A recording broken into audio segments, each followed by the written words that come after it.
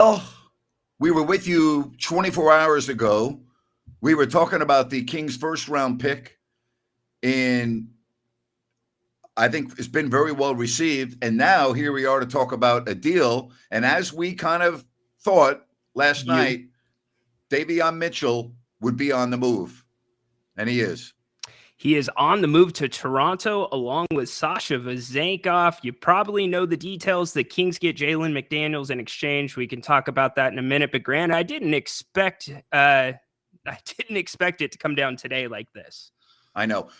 Okay, so here's what I have to say about this deal. I understand that it gives the Kings some salary cap flexibility, which I think is a real positive. And I also think that we need to let everyone know, if you haven't already figured this out, this is just one step in another step that's going to be coming up on the horizon. Okay. Exactly. Devin Carter. Okay. In my opinion, based on what this move signals to me, is that Monty McNair and Mike Brown feels that he's better than Davion Mitchell. Okay. Yeah. And the Davion Mitchell that I watched play post All-Star break, if we can just throw a random date at you, was a pretty good player, okay?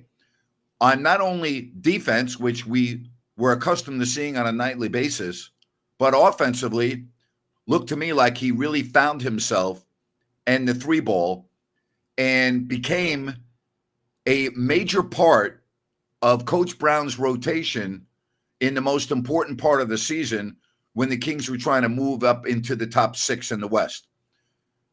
So Carter better be damn good, because I thought Davion Mitchell was getting to a point, Ryno, where you could count on him on a nightly basis. Yeah, when you see him on the floor at the end of games towards the end of the season, that tells you something. And I know they had injury concerns, but it certainly throws Carter in the mix. He is going to be in the rotation most likely. And I think one thing that we have to agree on, I don't think you can expect the offense right out of the gate from Carter that we would probably expect the Davion Mitchell, I agree, especially coming off another summer of work. All right, now let's talk about Sasha Vezenkov. I don't know if we saw Sasha Vezenkov play on the Kings last year. And by that, I mean the adjustment period fell out of favor of Mike Brown's rotation, then got a chance to play, then got hurt, then came back, got hurt. So I don't really know whether they gave up too soon on Vezenkov. I think it's pretty clear that he wasn't in love with Sacramento and he wanted a change of scenery. But a year ago, there was a lot of optimism and excitement among Kings fans about Vezenkov. European MVP, blah, blah, blah. Oh, it's going to be tremendous. And I kept on saying, listen, put the brakes on here. He's a role player, but role players are important on NBA rosters. Do you think they gave up too soon on Vezenkov? I think the answer has to be yes, Grant. I don't know how anybody could say no to that, because he was injured just as much as he was available for the most part. And when available, playing time was inconsistent. We saw some good things. I would say we never really saw anything too terrible to where it was worrisome. I agree. So I think this is more of a move. He doesn't fit what the Kings are looking to do, and it looks like they are moving into a direction that is defense first, not offense. You know this from your college days and high school and following professional sports. There are just times, now that Mike Brown has an extended contract, there are just times when a coach and a player are not going to work together. Okay. And it doesn't necessarily mean that the player can't play. It just means that the coach doesn't have trust in them, or the coach is not enamored with them, or as you said, it doesn't fit into the system. There are a lot of reasons why. And when those things happen, then normally you would move the player. But here's what Vezenkov does better than anyone else on the Kings. He's their best three-point shooter, I guess, along with Malik Monk. And I think I'm just saying, and this is an if Vezenkov ends up going to Toronto and becomes a good player for them, that's going to look really bad on the Kings. It really is. Yeah, it's going to hurt, but it also depends on what the Kings do. If the Kings struggle and you can't get a three-pointer to fall up until the All-Star break, yeah, it's going to look bad. But conversely, if the Kings move in a different direction, like they seem to be doing, another trade, Grant. Maybe the Kings somehow get better about this. We haven't talked about Jalen McDaniels. We don't know what the next step could be. And Grant, to your point, we only see these guys for 48 minutes 3 or 4 times a week. So it's hard to judge what else goes into the decision process as to whether a player works or doesn't work. And again, I think they're right now on, what is it, June 27th? Yes. Right now, the roster doesn't look anything like it's going to look a month from now. There's still other moves that are going to be made. There's going to be more additions to this team and maybe subtractions. I still think Kevin Huerter is going to be gone. And then you have to keep your eye on Harrison Barnes. But the Kings are still going to add to this roster, and this trade does give them some flexibility in that area. Yeah, it gets them out of that first apron. They get under the cap, which is really important because there are some restrictions that come along with being in that first apron. Frees up roughly $7 million, gives them more or less 15 to play with a free agent, which includes the MLE. Yeah. So it becomes, who can you attract and who can you get at that price? Maybe 2 players. All right, India says, Ryan, you know how I feel about Davion, so I'm pretty disappointed to see him go. But like Grant says, I will wait and see. I would just say this. Okay. And again, if you want to join the show, Ryan has put the links up there for you. Okay. And you got the QR code and everything else. I'm just going to say it again. Carter's going to have to be pretty good. Okay. To be better than Davion Mitchell. That's what I'm saying. Again, I'm not. If you're looking at the players coming out of college, which is what we can only go by because Carter's never played in the NBA, Davion Mitchell is a better college player than Devin Carter. Would you agree? I mean, he was on a championship team at Baylor and was talked about by a lot of people and was on a lot of people's radar. And when you look at his college, and again, we can only go by college. Sure. He was a better college player. He was a better college player. There's no doubt about that. Now, the pedigree that comes with Carter is a little bit different because of his father, making it a little bit of a smoother transition, habits, good things that they are already in the range of doing. And Grant, Monty McNair took the podium last night and said, best available. That's what we do. So if you have Carter as best available at your draft, that means he's got to be better than Davion Mitchell coming into the lottery. And I'm okay with that because Monty's job is on the line. Yes. All right. And he pretty much said it in the press conference. Anything less than the playoffs is not acceptable. And he understands that anything less than the playoffs means that he probably won't have a job. So, he gets it. And listen, I give Monty the benefit of the doubt on draft picks because of his track record since he came to Sacramento. I'm not in love with some of the other moves that he's made, but in terms of drafting, I think he's done a very good job. I give him a letter grade of an A. No way you can't. Look at what he's got. He's got Davion, Keegan, also Tyrese Halliburton. So that's a pretty good haul. The one thing that I would say about the Kings and Monty making moves now, you got to get a little bit more creative because what's that attractive piece? Barnes and Huerter both have sizable contracts, $16, $19 million. Davion, not as much. And Davion, I believe, has a lot more upside than both of those players. So he's got his work cut out for him. All right, before we get to calls, I'm just going to give this little disclaimer, okay? If I see any political messaging after this statement, you will be removed from the chat. This is not a political forum. This is sports, all right? I'm not saying that you don't have a right to voice your political opinion, but I don't want to see it on this show. I don't want to see it on our chat line. If you want to go in that direction from now moving forward, you're going to be removed from the chat, okay? You want to get to some calls, buddy? Don't make Napes grab you by the collar and pull you out of the chat, please. Not again. We go to Condog. Welcome in tonight, bud. Oh man. I've been on the Kings Court earlier about this a little bit, how this was mainly a cap space sort of deal, just to create some room and create some money on the books and keep us out of the luxury tax. Again, I liked Sasha a lot. I thought I love his release. I love his 3-point shot. Like, he can just get that ball and snipe it. Like, it is such a quick release. It's really hard to guard because of how quick he can release it and it's hard to close out on a guy like that. Again, I felt he just never got the playing time he should have. Again, a lot of that was due to the injury and us getting, a different rotation. And then, we kind of discovered Keon Ellis was a very viable player. So, it was kind of next man up, and you kind of, missed your shot a little bit there. Again, I wish the best for him, but, if it comes to Toronto playing the Kings, I'm going to be rooting for the Kings no matter what. Of course, we get that. But, again, this is just one step. There's more to come, and it gives the Kings, as you said, this what you hit it right on the head. This was a salary cap trade. That's exactly what this was. Yep. Again, I talked about it earlier, how, clearing the books could be helpful, if Fox, wants that big money extension, especially if he hits the All NBA team this year, where he can, get even more dollars. You can only get so much dollars as an athlete before, your time expires, because, not like the rest of us working to, 60s, 70s, you're lucky if you hit 40.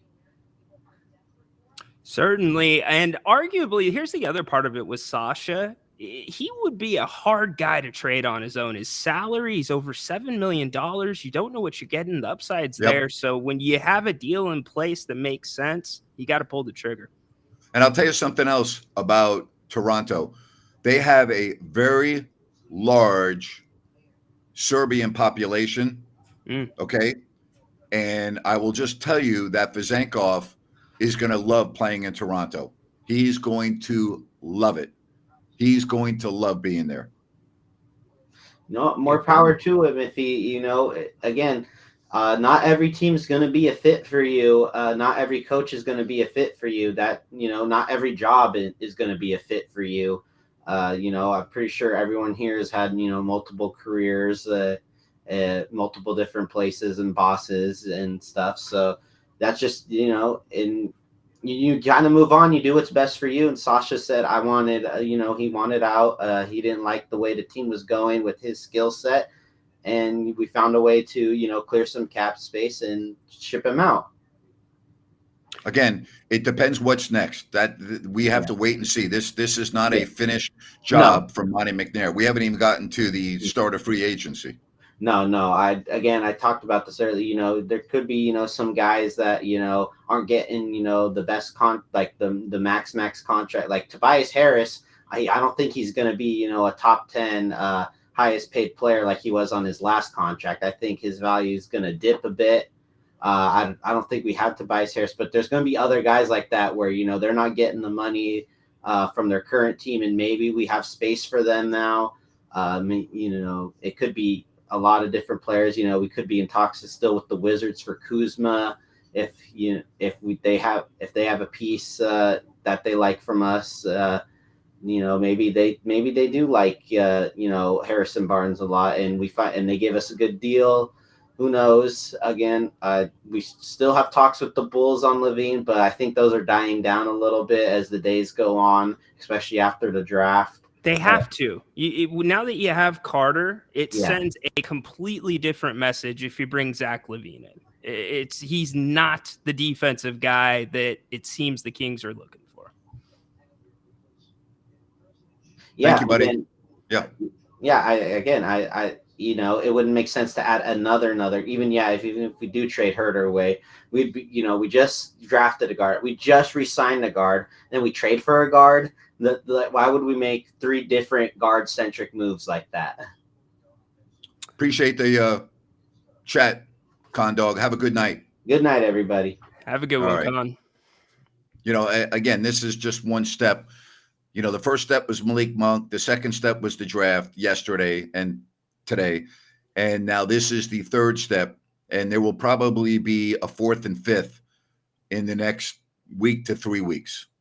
Why do you put a week to 3 weeks on it? What shoes? Well, because free agency begins in 3 days, and I think at 6 o'clock Pacific, you can start making deals with free agents.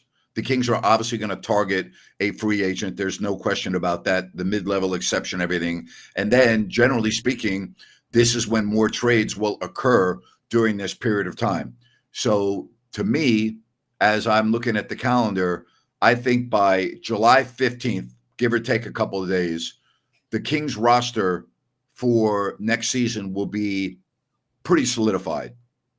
Yeah, and you bring up a good point about more trades. The Kings making this move today allows them to engage in sign and trade talks. Had they not, that would have been off the board in the first apron.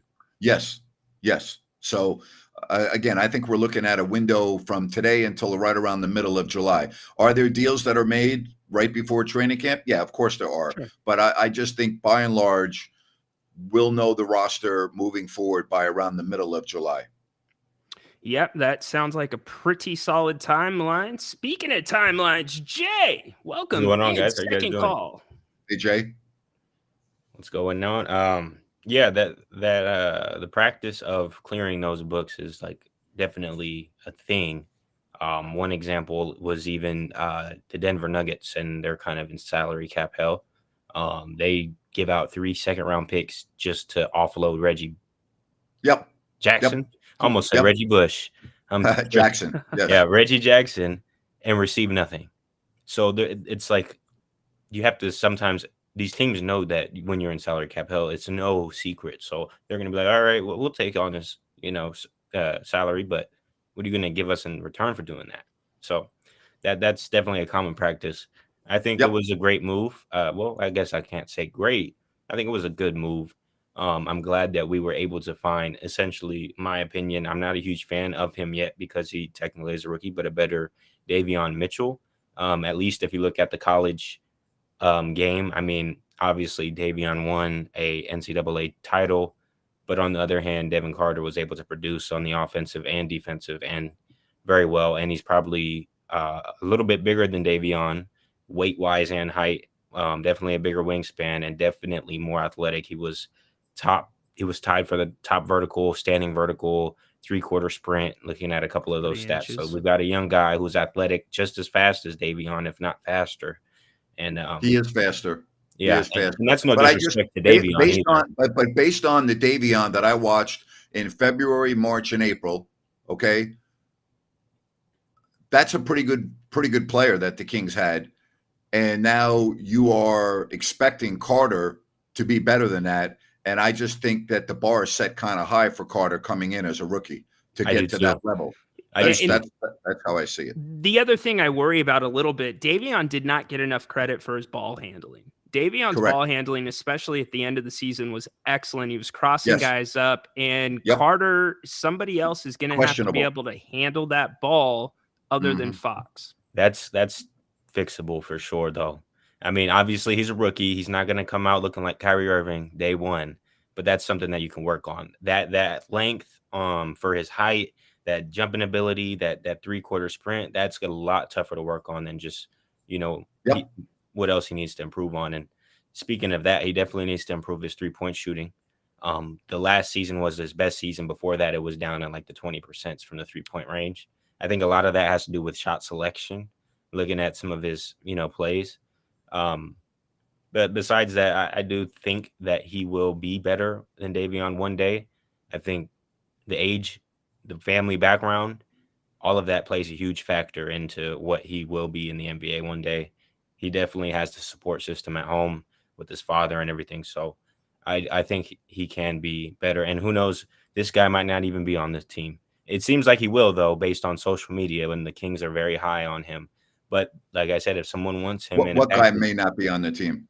Oh, I was saying Devin Carter may not be on the team. It doesn't seem likely that he won't, because the Kings are very high on him. But I'm saying, and there's certain scenarios that if an opportunity arises and someone says, you know what, throw him in a deal if we're trying to get someone, like a sign and trade situation that Ryno was talking about. You see, and I would be very surprised if Carter was not on the roster. I would too. I would too, especially. Yeah, I would too. They're very high on him. Because you have to understand, if Carter was coveted that much, a team would have done what they had to do to get him. So, but here's the other part that we need to move on to.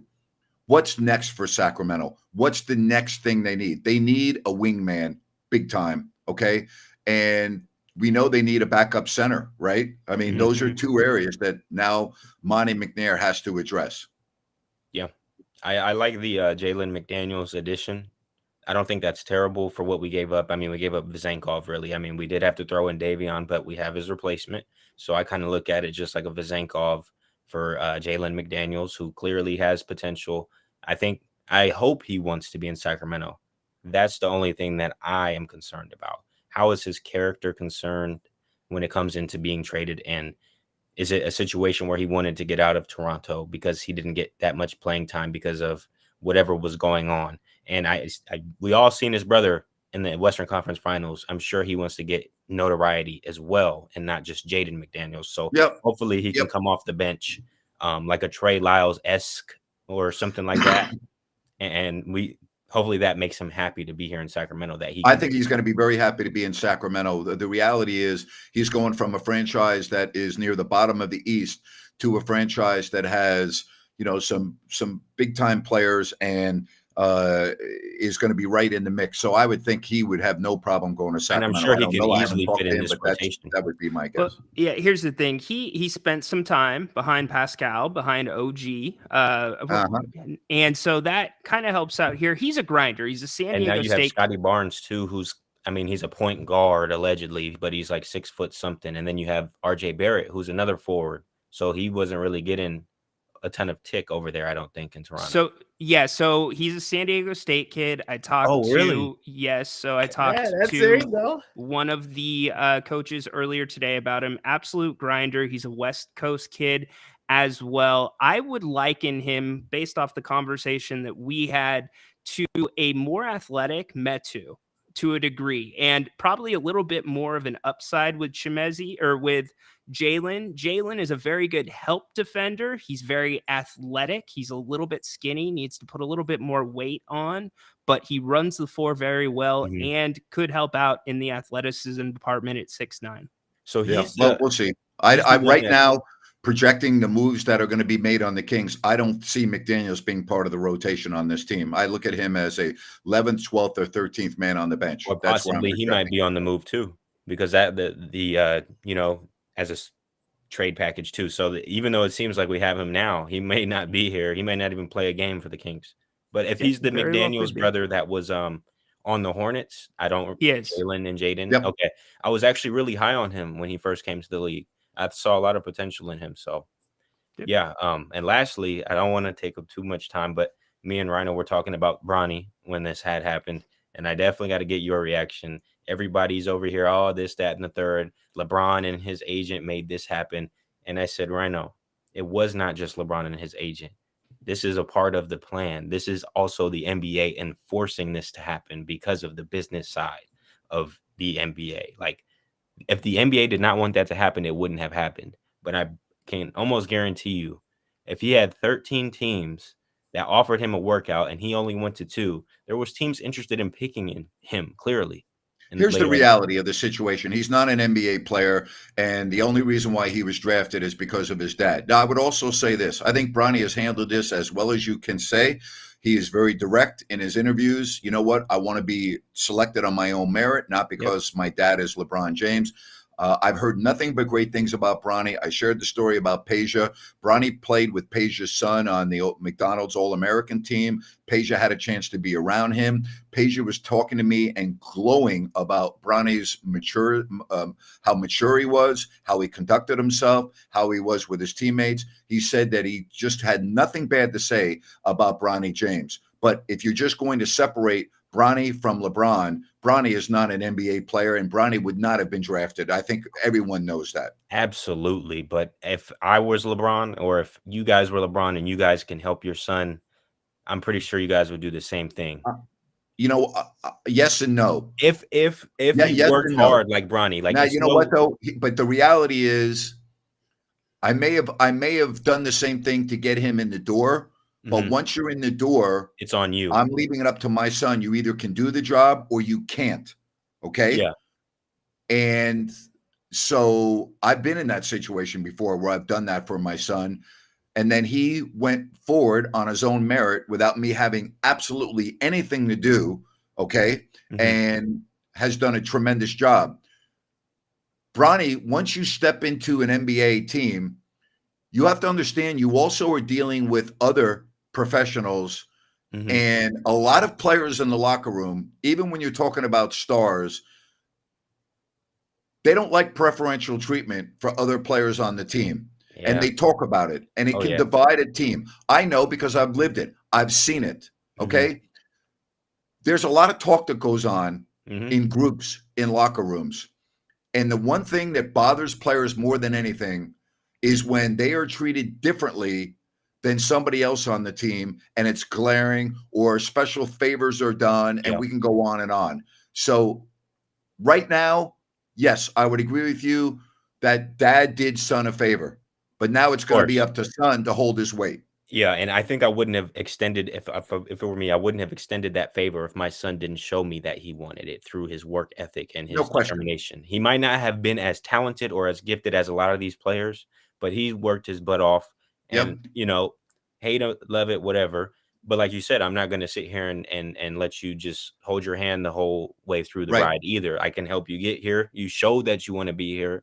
Here's your opportunity. And I really do feel like the Lakers aren't just going to throw him in a rotation like that. He might get some ticks later on, late seconds, but I don't think he's going to get rotation minutes. I want to get to, hang on. I want to get to this. Monty tried to trade for Siakam, Caruso, Cam Johnson, and you know they were asking for the world to even start the talks. And some players don't want to be in Sacktown. Very few players would say they don't want to be in Sacktown. Siakam was upset allegedly over comments about him coming from the Kings front office. But as far as players not wanting to be in Sacktown, I don't think there's any truth to that. My experience is that once the players do get to Sacktown, they love it. And more times than not, they don't want to leave. That's how much they like being in Sacramento. So the narrative that players don't want to play in Sacramento, I think, is nothing more than a myth. I find it to be untrue, and I don't think there's any validity to it. Now, if we're talking about the top of the line free agents, like the mega free agents, yes, I would agree with that. Because what do most free agents, what do they want? They want to go to big markets. They want to go to the bright lights. That's what they want. Yep. Right. Money. Yep. Yeah. No doubt. I want to throw this in really quick about Bronny, and you're spot on, Grant, about what you said. You know who wins here? It's the G League. That's where Bronny's going to be spending most of his time. It's going to help fill arenas. People will go in to see Bronny James, and it is the right place for Bronny James to be. He'll be a two-way player. You'll see him dressed once in a while for the Lakers, but that's who wins in this NBA scenario. I don't know. You're right. I've heard he's not doing the two-way thing. Obviously he's going to be in summer league, as he should. I don't know if I'm sure he'll, I don't know. I think he'll be at every game, Ryno. I think if he wants to really, he needs to look at this as an internship his rookie year. You need to be with the team. I don't care if it's Washington. I'm sorry, I disagree. I don't think he's going to be on the 13-man roster. I don't think you can do that. No, I don't think you can do that. If he shows that he is not able to play in the NBA, which I think will be the case, I do not believe. I think that makes sense. I don't think the Lakers can do that to the other players in their organization. I think it would be an embarrassing look for the Lakers. You could have him as on the roster, but in terms of dressing to be one of 13, no, I don't see that happening. Kind of like a Jordan Ford. Again, on the Kings. Maybe. I don't know. I don't know who I'm going to compare him to. All I'm saying is, if you want to see JJ Redick lose the locker room, just have Bronny James be one of the 13 players coming out on opening night. I mean, who's to say JJ has the locker room? It's LeBron's job. It's LeBron's locker room. I don't care whose locker room it is. I'm just telling you right now, okay? If Bronny James is on the opening night roster in uniform, that's a disaster for the Lakers. And I'm not disagreeing with you at all. I'm not saying that he shouldn't, but I wouldn't be surprised if he was opening night for money reasons. If he is. For money reasons, though. That would also tell me that he did much better in summer league than he was expected to. That too. Okay. That too. Cody says Stephen A. Smith said he will be only on the active roster, not in the G League.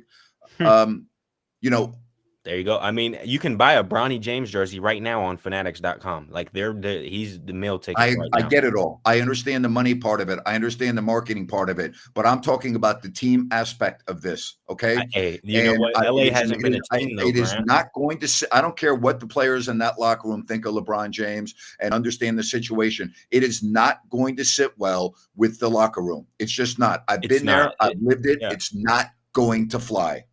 I will, yeah, and I don't, because there's plenty of guys that are going to look at the end of the bench and talking about like, yo, this guy's on the squad, and I've been here for even the rookies. They have like Max Christie, like these younger guys have experience. You can't, so I totally get that. What about Anthony Davis? He's in his damn prime. You're going to wait roster spot? Well, not only that. What happens if Bronny James is on the 13-man roster, meaning that, and he's dressing, and there's a game where it's a blowout, and he gets into the game and looks totally lost and embarrasses himself. And again, let's just call it the way it is. He's going to have a target on his back too. Yes. That's just going to be a really bad look for that organization. That's what Ryno brought up earlier. We're talking about the Los Angeles Lakers here. We're talking about Magic, Kareem, Worthy. We're talking about Kobe. We're talking about Shaq. We're talking. Are you kidding me? Like, this organization is going to this level? Come on now. But that wasn't under Genie Bus. That was before Genie Bus. That the legendary legend. Yeah, Jerry Bus. Yeah. So that it's changed. Like this, it's literally a lake show. It's a TV show over there right now. The whole Dan Hurley thing was a circus. And they can be a non-playoff team and have Bronny James on the team. That would be great. Look, Bronny was at the combine and he bumped off some other kid from mid-major that was more deserving to be at the combine. You don't think he's going to have a target on his back in summer league, like Grant said? Wait till he steps onto an NBA court. Caitlin Clark will have nothing to complain about. I did say not this, only that, though. he's going to have all of the attention. He's going to have the most attention of any player in summer league, and the other players are going to eat that up, and they're going to go, really? Really? You're giving all this attention to a guy that shouldn't even have been drafted? Game on. Let's go. You just watch. I have one ultimate card that trumps it all. And it's so funny. But seriously, let's say Draymond Green pushes Bronny or whatever. He turns to Draymond Green. Bronny says, I'm going to get my dad. And then everybody moves out the way, and here comes LeBron type of thing. Well, so, yes, he's going to have a target on his back, but, hey, technically he could say, hey, I'm going to get my dad. That's not going to do anything. Here's the reality of the situation, Jay. The reality is that he did nothing at USC. Let's just call it the way it is. Yeah. Okay. He should not have been drafted. We know why he was drafted, and that's fine and dandy. But now you put the big boy pants on when you go to training camp in September and October. Okay. And there's no camouflaging what goes on in the practice and on the court. And every player that is in that organization will see it. And then at that point, if he's in uniform on opening night, that's not going to be good for the Lakers. It's not going to be good. Yeah, but that's why I said it's not just the Lakers in this decision, and it's not LeBron and his agent either. They have a big role in it, but it's also the NBA, the people that we don't see, because they know this is going to sell.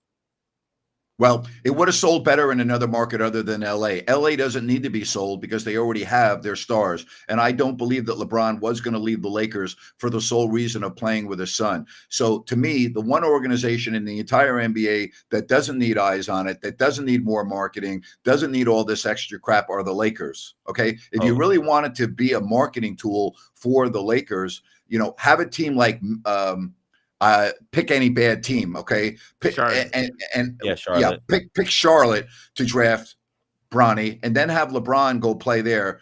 That would have helped out the league a hell of a lot more than what's going on in LA, in my opinion. And if they were worried about helping the league, Bronny would have had his butt in the studio today for the second round with the other guys that were walking up there. Bronny wasn't there on camera. Yeah, he wasn't. I didn't watch. He wasn't there. No, nope. Interesting. I think though the thing is, and you can correct me if I'm wrong too, but I believe that I'm not a Lakers fan in the comments, but I believe the Lakers are the NBA's team. They probably are. And I agree with Eric. Topic change, please. Jay, good call. Thank you very much. Thank you, guys. Well, I agree. appreciate your side too. I really wanted to hear your take on that one, Grant. Appreciate it. And that's the best message that I've seen today about the change. Hey, I want to tell you about Sunrise Landing, Calusa's newest residential community. And all you need to do is go to calusasunrise.com. You can check out one of their 6 models. No Mellorews, no homeowners. Adjacent to the Calusa Golf and Country Club, close to I-5, Highway 45, Highway 20. Just check out calusasunrise.com. This is from Blazona Development. Check it out. Again, calusasunrise.com and Sunrise Landing. You can get all the information you need and more. We are also brought to you by Bennett's 3 locations, Sacramento, Roseville, and Rockland. Don't forget about their happy hour sips and taste. It is outstanding. Prime seafood and steak. Great time of the year for your weekend brunch. You can find it all by going to bennettsrestaurants.com. Make a reservation or more. That's bennettsrestaurants.com. Look at Napes with a double header. Well done, my man. Yes, love it. That's your next job. Okay. I want to be able to see you do what I just did. No hesitation. Just make it flow. Just boom. 60 seconds of right there. Double header. I'm going to practice that. It's on now. I love a good challenge. I'm going to Rudy it. But first, we're bringing in NBA guru Zach. What's up, my man? How you guys doing? Zach, what's up? Just want to talk some more Kings here, changing it a little bit. I was a little upset in the beginning for the trade for trading Davion, Sasha, and then a second rounder for salary dump and Jalen McDaniels. And then they added later on, it was reported we lost another second rounder after that. And so I'm like, what's going on? It costs this much these days to get rid of some salary. It does. And it did, yeah. And that was revealed with that Denver trade with that three second round picks for Reggie Jackson. Yep. And Reggie Jackson's just a $5 million contract. To get rid of that, they had to trade 3 second round picks. Yep. I don't think we can really grade this trade or really even know anything about it until the summer's over and all that stuff. We don't know. This is just giving us more flexibility for sign-in trades, maybe for just trades in general. And we're under that tax apron, so we can use our full mid-level exception. So I don't even know. We shouldn't be. There's really nothing to really discuss until the whole summer's over. Here's what you should discuss. The Kings last year missed the playoffs. Okay, they were a non-playoff team, and they finished 9th in a very difficult Western Conference. And what have we been saying here the last couple of weeks? You must make moves. You can't bring back the same roster. So Monty McNair's trying to mix up the roster, doing things, and he's got other moves. So you're right. Right now, we can't say. But understand what the big picture is, guys. The big picture is that the roster has to look different going into training camp than it did last year, or you're going to have the same results. Right. Jalen McDaniels, he's basically just a flyer for a wing that they're going to use. And I agree with you guys. He's pretty much going to be like a Kessler Edwards type of guy that he's going to be at the bottom of the roster. And he's not going to make a difference whether you win or lose. Okay. He's not, you just forget about him for a minute. This team is going to win and lose on their top 9 players. He's not one of the top 9, even without even knowing the other moves they're going to make. Okay. Or the top 10. He's not going to be a top 10 player. He's just not. He's not good enough. That doesn't mean he can't play. All players in the NBA can play. Well, maybe not Bronny James, but he can play. He's an NBA player. But if you're looking at a roster in your head and what it may look like after free agency, and he's 11, 12, or 13. That's what he is. Agreed. Yeah. So we'll see what we do with the MLE. I think there's some guys that are some interesting guys like Derek Jones Jr., Najee Marshall, and Jalen Smith. These are just some wings that will contribute that we could look at. And it is nice that we could do some sign and trades. I think Indiana will sign this guy again, but Obi Toppin is someone to look at. If we can do some sort of sign and trade, an athletic wing, that's like perfect of what the Kings need. Yeah, I like him. Yeah, so he hasn't got a lot. He didn't get a lot of time in New York and in Indiana, so I think he could play well for us if he got a chance. It's just going to be. We'll just see what the Kings can get with free agency and if any trades will happen.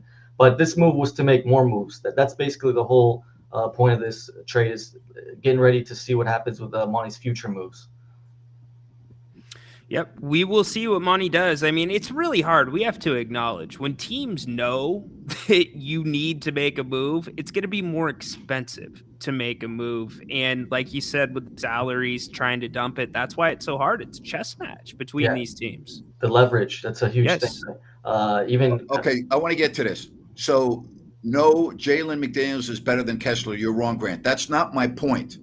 I'm not saying that he's not better than Kessler Edwards. Kessler Edwards was not one of your top 11 players, top 10 players that was part of the rotation. That's the point I'm making. The point I'm making is that you win and lose with your top 9 players generally, sometimes 10, but generally that's your roster. He's not there. Either was Edwards. Did you see Edwards playing in any games and down the stretch in the important games? No, he didn't even get off the bench. Yeah, he's Kessler he basically plays for like one possession during the end of a quarter. That's what usually was going on. He's not a top 10 player on an NBA roster. He's just not.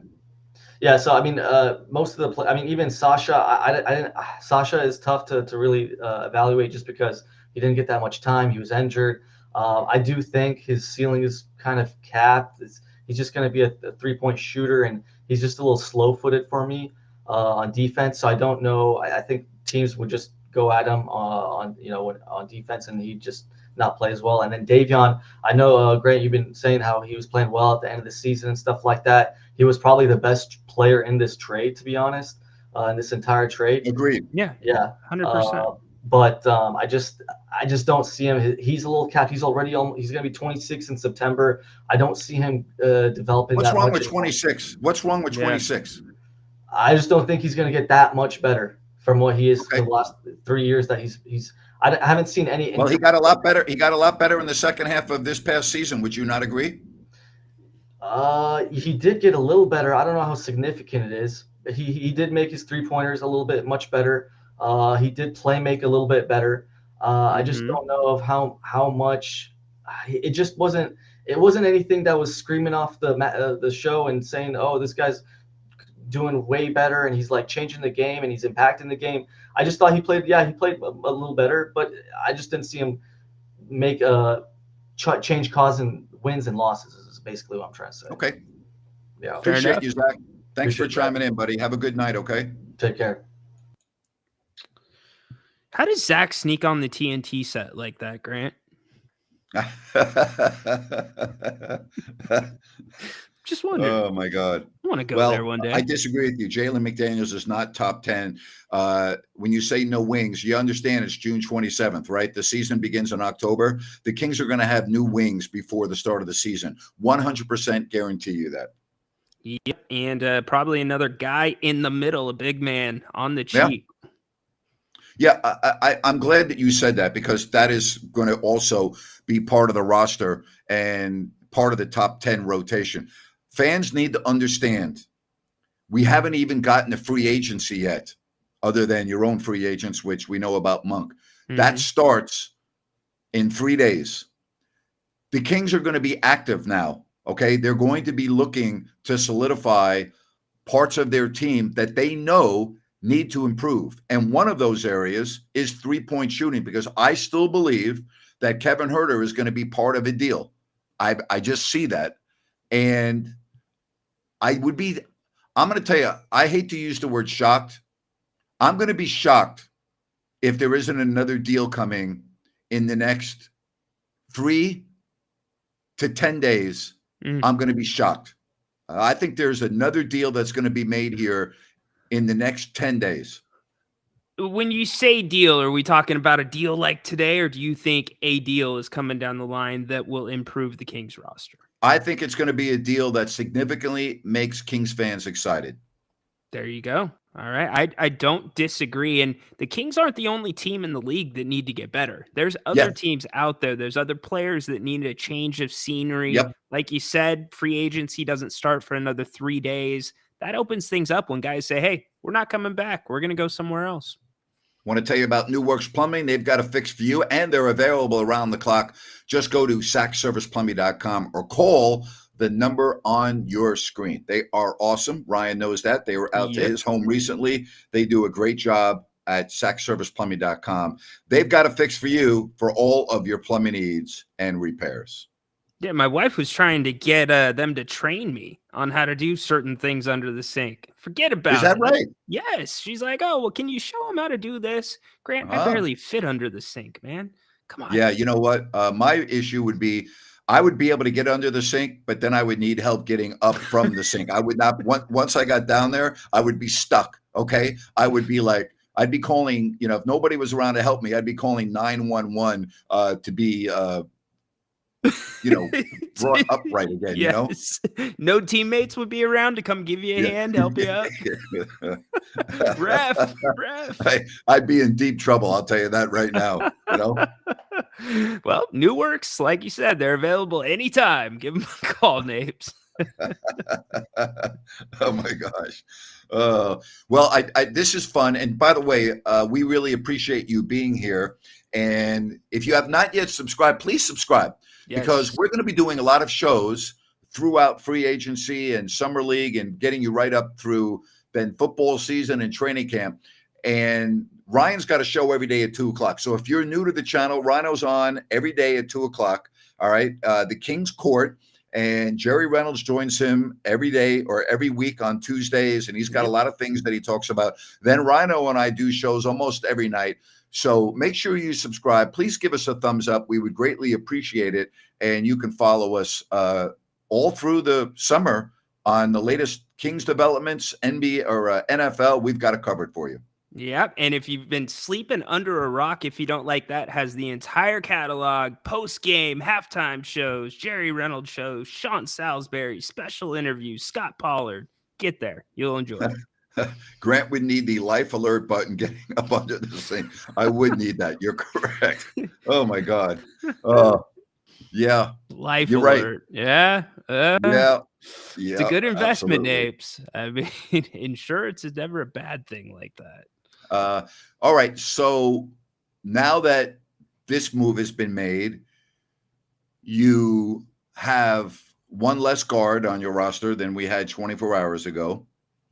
You have free agency beginning here on the 30th. You've now got more money to work with. You're under the tax. You have more flexibility. What's the biggest need that you see right now for this roster? The biggest need is they need that glue guy. They need that guy to come in that can pull, whether it's the starting unit that's struggling, come in, pull them up, or vice versa, the second unit, give them a spark. They need a guy that can guard multiple positions, Grant, because there's not enough guys on this roster that can do it. The NBA, as much as we'd like to see it swinging back to the big men, it is still a positionless game. So you got to get somebody that's versatile. All right. You have talked a lot with me and Jerry about what is the Kings' identity. And for all intents and purposes, they've been a run and gun team, right? Mm-hmm. They've 3-point up and down. Are we seeing a new evolution with Mike Brown, with some of the moves that have been made in terms of Keon Ellis last year, in terms of what we saw with some of the other positions, Keegan Murray's improved defense? Now you draft a player that is a dog on defense in Carter. Are we starting to see a new identity evolve with the Sacramento Kings? I think we really are. Monty referenced it in his press conference, saying there's a lot of Devin Carter types that were playing in the playoffs. And by some way, the Kings backed their way into this through injuries. But throughout the first half of the season, Napes, their net rating varied between 0.3, 0.6. They've experienced injuries after the All-Star break, but the defense shoots up the charts, gets much better. Defense turns into offense instead of having a good offensive game, pick up your defense. And the Kings almost tripled their net rating by the end of the season. So seeing what you saw the second half from the NBA and seeing what you saw from the Kings and actually the guys that can play some of that style and enjoy it, yes. To me, this is a shift, and defense is going to be the identity. Oh, it's something to keep an eye on. Ryno, good show today, and we're looking forward to a lot more activity here over the weekend leading into free agency on June 30th. Yes, indeed. Can't wait. We're gonna have our hands busy. I like it, Napes. Just don't We are. fall. Don't fall. We are definitely going to be busy, and we really appreciate so many of you joining us here. And for those of you that don't watch us live on a regular basis, you can go to YouTube, or I put it also on an audio format. Every time we're done, I edit the show and transfer it from video to audio. It's distributed on my podcast platform, and you can go to my website, grantnapier.com, or if you don't like that.com. So it's all there for you. Thank you for putting that up, my friend. Thank you very much. It. A lot of good stuff there. Get there. Last podcast was excellent, going over what, Grant, 25 years of picks for the Sacramento Kings in the draft? From 1985 to present. Yep. Pretty darn cool. It's amazing. Test your Kings knowledge on that one. That's more like 40 years. 40, yeah. I'm off. It's that San Diego State math. You know what? When you turn 40, I was going to make a political reference, but I'm not, because I told people we're not going politics here. But now that you're getting older, your mind's not working as sharp as it once did. So 85 to now is more than 25 years, my friend. I appreciate that, Napes. Again, 40 came hard. San Diego State didn't do me any favors. If I went to San Diego State, I would have been at class very infrequently. I was at San Diego State for a week for Kings training camp one year, and I literally was walking around campus going, how the hell would anyone make it in the class if they went to school down here? A lot of landmines, a lot of good-looking landmines down there, Grant. You gotta stay focused. Hey, everywhere you go, there are landmines. When I went to Bowling Green in Northwest Ohio, in my winter quarter, I would wake up in my fraternity house, and I would have an 8:30 class, and the alarm would go off, and I would look out the window, and I'm like, nah, no. Okay. And then if I had to actually go, you were when you opened up that door to walk outside, and you got hit with sub-freezing temperatures, with the wind blowing at 25, if your face was not completely covered, it would freeze. And as I'm walking to class, I remember telling myself, what the hell is wrong with you, Napier? Why did you go to school here? Because the winters lasted a long damn time there. Oh my God. And that's what makes it even more amazing, that you never had a cup of coffee, especially in weather like that, Napes. Never had a cup of coffee. And boy, walking to class, you were huddled up, and you were literally crunched over, trying to not have the wind hit any part of your face if it was a little bit uncovered. It was brutal. Were you guys pretty spread out at Bowling Green? Was it as spread out as SCSU? Well, to walk from one end of the campus to the other would take 15 minutes. Ah, that's not bad. That's not bad at all. But if you live, 15 to 18 minutes if you were walking without talking to anyone. Look at it this way. You were ahead of the training trends back then. You were doing the cryotherapy before it was even in. You're keeping those lacrosse legs fresh. You were good to go, buddy. The worst part, the football stadium where we played our games for lacrosse, that was quite a walk. And that was no fun. That was no fun. But you know what? I had the best 4 years of my life at Bowling Green. Wouldn't trade it for anything in the world. It was by far the best 4 years of my entire life. Love it. And that's how it should be when you go to college. Learn a couple things, deep fry a boot once in a while, I learned a lot. I probably, I'm sure most people that have gone to college, and I always encourage people, if you can, to go to college. And I always try to encourage people not to go to a commuter college. Not that I have anything wrong with commuter colleges, but the life skills that you learn when you're on your own for the first time in an environment like that, with people your own age going through the same things. And I'm sure you can talk about this, but I'm 65 now, and I still have immense contact with a lot of the friends from college. And the life skills that you get in those 4 years or 5 years, depending on how many years you're there, to me, they're invaluable.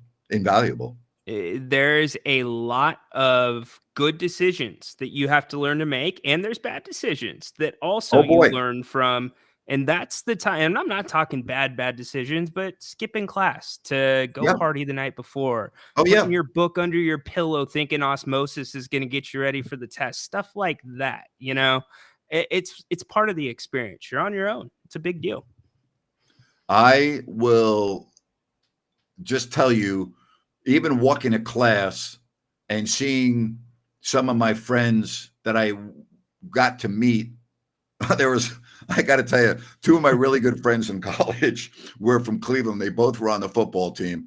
And one guy's name was Carl Rosser, and the other guy's name was Tony Dunklin, which is perfect because he was a running back and his initials were TD, Nice, like Dorsett. So I love these guys were phenomenal. They were, I mean, I loved hanging out with both of these guys. They were amazing, and Carl had the best response every time I would see him. I'd go, "Hey, Carl, what's going on, man?" And he would go, "Ain't nothing, Grant. I'm as sweet as a jelly roll." Okay. And I'd be going, "Carl, you're killing me." And I'd see him again like next day. "Carl, what's happening, my man?" "Hey, Grant, ain't nothing. I'm as sweet as a jelly roll." Love it. And I'd be going, "Carl, you are the best, man." And then I go, "Hey, TD, what's going on?" And TD was, I go, "TD, you going to be getting into the end zone this weekend?" He goes, "Grant, get your ass out to the stadium and you watch me." I go, "Okay, I will." But what was that a perfect name for a running back? TD. That Tony is Duncan. perfect. It's funny. I remember their names. I remember them and again, I've never stayed in touch with them after college, but I remember them like it happened yesterday. And we'd sit there sometime. I'd see them out at night and we'd hang out together and we would just laugh and crack up. And they wanted to know about New York because they had never been to New York before. And they wanted to know what it was like growing up. And we just it was just again, life lessons, they were from a different part of the country with a different background. And I learned a lot, it's just I love those experiences. You know what? I'm so glad you said that because when you end up leaving your comfort zone, you realize there's a much bigger world than the city that you're from. And just what you said, you learn things from other people. They share their culture with you. You share yours. And before you know it, you got memories made and knowledge gained, except math. We had the number one party every year at my fraternity. It was called the Day of 2,000 Beers. And it was unbelievable. It was Day of 2,000 Beers. And we would have these beer troughs filled with 2,000 beer. But then you would have people that want to come. And our rule was you are only allowed to come if you're invited by somebody in the house and you have to bring a 12-pack with you. Okay. And put it in. And I will tell you, you can't make this up. You get up the next day. Okay. And in front of our fraternity, you had literally 3,000 empty cans of beer in front. Wow. It was, and we had a big deck on the second floor. And my buddy, George McPhee, my big friend from, he's like, "Napes, man, I got to check out that party." I'm like, "Okay, well," he goes, "Napes, I got to be at this party." I'm like, "No problem." He goes, "Hey, can Mac come?" Mac was the co-captain on the hockey team. I'm like, "Well, first of all, Mac was 6'4" and 220. I go, "Nobody's going to kick Mac out because he'll beat the hell out of him." I go, "But yes, you can bring Mac." And they were saying in their 4 years of being at Bowling Green, that was the best party they had ever been to. Love it. The Day of 2,000 Beers. We used to do every year a drink around the world. So everybody on our street, because it was predominantly a college town, would turn their house into one area of the world. The cocktails would be from that part. You get an hors d'oeuvre and, it was more about the cocktails. But it was always just a great time, fun time. Just little things happening in college, Grant, that if you tell the stories, they almost don't seem believable sometimes. No, they would not be believable. All right. Well, listen, we appreciate everyone. Yeah, Cody says Terrell Davis. Yeah, that's. And by the way, for the record, I still don't believe that he's a Hall of Fame running back. He had only 4 good years of his career. And in my opinion, 4 years should not get you into the Hall of Fame. But that's all right. He was very good for Denver. Ryno, good show, my friend. Very fun, Napes. Thank you. And thank you to everybody watching. And we'll be back tomorrow. Don't forget, 2:00.